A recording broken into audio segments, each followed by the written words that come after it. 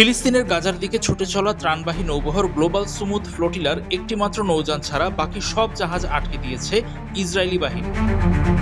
পোল্যান্ডের পতাকাবাহী ম্যারিনেট নামের ওই জলযানটির আরোহী ৬ জন বলে জানা গেছে।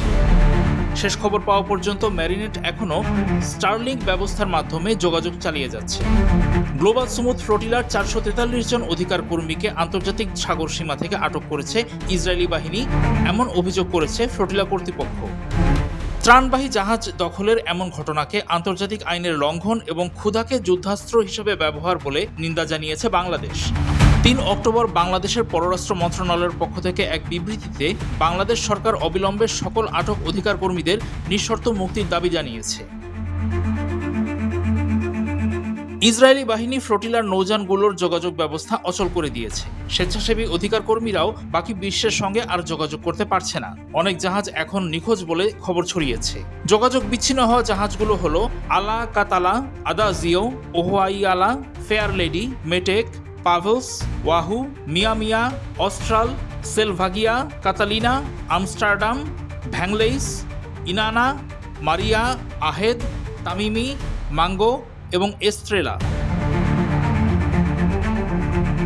আটক অধিকার কর্মীরা বিশ্বের ৪৭টি দেশের নাগরিক এবং তারা মানবিক সহায়তা নিয়ে গাজায় যাচ্ছিলেন।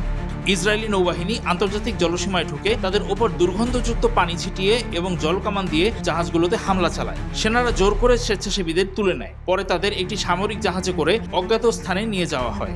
এক্সট্রিম মশার কয়েল প্ল্যান্ট ফাইবার দিয়ে তৈরি। ডেঙ্গু, চিকুনগুনিয়া বাহি সহ যে কোনো মশার বিরুদ্ধে দেয় এক্সট্রিম সুরক্ষা। গাজায় ত্রাণবাহী গ্লোবাল সুমুদ নৌবহরে ইসরায়েলের বাধাদানের প্রতিবাদে হাজার হাজার বিক্ষোভকারী গ্রিসের রাজধানী এথেন্সে ইসরায়েলি দূতাবাসের বাইরে বিক্ষোভ করেছে। ২ অক্টোবরের ওই বিক্ষোভে ফিলিস্তিনি পতাকা উড়িয়ে এবং গাজায় ইসরায়েলের যুদ্ধের নিন্দা জানিয়ে প্ল্যাকার্ড বহন করেন বিক্ষোভকারীরা। তারা গ্রিসের সরকারের কাছে দাবি জানিয়েছেন যেন ইসরায়েলের কর্মকাণ্ডের নিন্দা জানানো হয় এবং আটক করা অধিকার কর্মীদের দ্রুত মুক্তির দাবি তোলা হয়। ইতালির সঙ্গে যৌথ বিবৃতিতে ইসরায়েলকে আহ্বান জানিয়ে গ্রিস বলেছে, অংশগ্রহণকারীদের নিরাপত্তা নিশ্চিত করতে হবে। বিক্ষোভকারীদের অনেকেই বলছেন তাদের এই প্রতিবাদ সমাজ হিসাবে মানুষের মর্যাদা ও মানবতা বজায় রাখার বিষয়। সশস্ত্র ইসরায়েলি সেনারা গাজায় ত্রাণ সরবরাহে আসা গ্লোবাল সুমুদ ফ্লোটিলার জাহাজ দখলের পর এখন আন্তর্জাতিক নিন্দার মুখোমুখি। ইসরায়েলের ওই জবরদখলের নিন্দা জানাতে হাজার হাজার বিক্ষোভকারী ডাবলিন, প্যারিস, বার্লিন এবং জেনেভার পথে পথে নেমে আসে। বুয়েন্স আয়ার্স, মেক্সিকো সিটি এবং করাচিতেও প্রতিবাদ সমাবেশ অনুষ্ঠিত হয়। আর গাজার সর্বশেষ খবর হলো, ফিলিস্তিনি কর্তৃপক্ষ জানিয়েছে গাজা যুদ্ধে ৬৬,০০০-এরও বেশি মানুষ নিহত হয়েছে।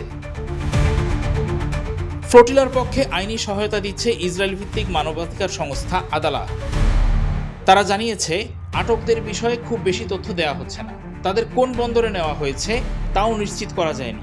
বিশ্বের সব দেশ, সরকার ও আন্তর্জাতিক সংস্থাকে ইসরায়েলের এমন আচরণ ঠেকাতে এবং আটক অধিকার কর্মীদের অবিলম্বে মুক্তি দিতে আহ্বান জানিয়েছে ফ্লোটিলা।